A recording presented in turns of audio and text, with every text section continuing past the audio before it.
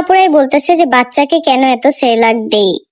এখন মেইন কথা হচ্ছে আজকে আমি আমার বাসার সবাই ভাত খাওয়ানো হচ্ছে ট্রাই করতেছি, কিন্তু আয়াস একদমই মুখে নিতে চায় না। এখন আপনি কি চাইবেন যে আপনার বাচ্চা না খেয়ে থাকুক?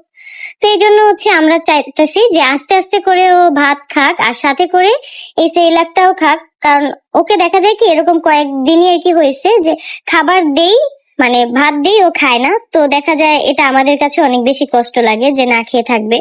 তো এই জন্য হচ্ছে সেরেলাকটা দেয়ার। এখানে যে সেরেলাক গুলা দেখতেছেন 1 মাস প্লাস আর কি যাবে।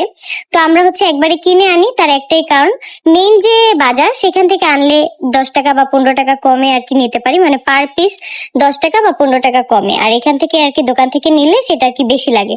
তো একসাথে নিয়ে আসলে আমাদের এই একটা লাভ হয়। আর সাথে করে হচ্ছে আমরা যে রিক্সাওয়ালা মামাকে নিয়ে আসি তাকে দিয়ে হচ্ছে উঠাই ফেলি, যে এর জন্য আমাদের কষ্ট হয় না।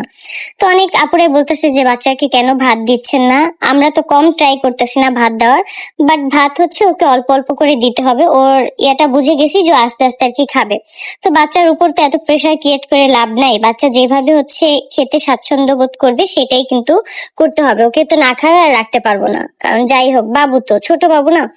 তো এই যে, তো আয়াসের জন্য এই দুধগুলাই হচ্ছে নিয়ে আসছি। এগুলো হচ্ছে ওর 1 মাস প্লাস যেতে পারে অথবা 1 মাসও যেতে পারে, যেহেতু ও বুকের দুধটা পায় নাই। তো এই জন্য আর কি ওর এই দুধটা যাতে মিস না হয়, তো এই জন্য হচ্ছে আমি সবসময় আমার যখনই হচ্ছে মাসের আর কি টাকাটা ঢোকে আমি সবসময় আয়াসের খাবার দাবার গুলো আগে নিয়ে আসি। কারণ এই ব্যাপারটা নিয়ে হচ্ছে আমি আমার বাসার আমরা সবাই হচ্ছে খুব সেনসিটিভ। আর যখন হচ্ছে আমার নিয়ে আসতে একটু লেট হয় তখন আমার আব্বুই সবকিছু কিনে নিয়ে আসে। এর আগের মাসে হচ্ছে আমার আব্বু সবকিছু কিনে নিয়ে আসছে, কিন্তু এই মাসে আমি আনছি যার কারণে ভিডিও করা। যখন আর কি আব্বু নিয়ে আসে তখন আমি ভিডিও করতে পারি না, আম্মু গুছিয়ে রেখে দেয়। তো এই যে আমি কিন্তু সবকিছু রিপ্লাই করে দিলাম। অনেকেই হচ্ছে এই ব্যাপারটা নিয়ে অনেক বেশি ভুল ভাবতেছে যে আজকে কেন আমি এখনো সেরেলাক দিচ্ছি। আমিও জানি যে এই সেরেলাকটা বাচ্চাদের জন্য ক্ষতি, কিন্তু কি আর করার, না খেয়ে থাকলে তো আর কোনো কিছু করার নেই। তো তখন কিন্তু এই ব্যাপারটা আপনার নিজের কাছেই খারাপ লাগবে।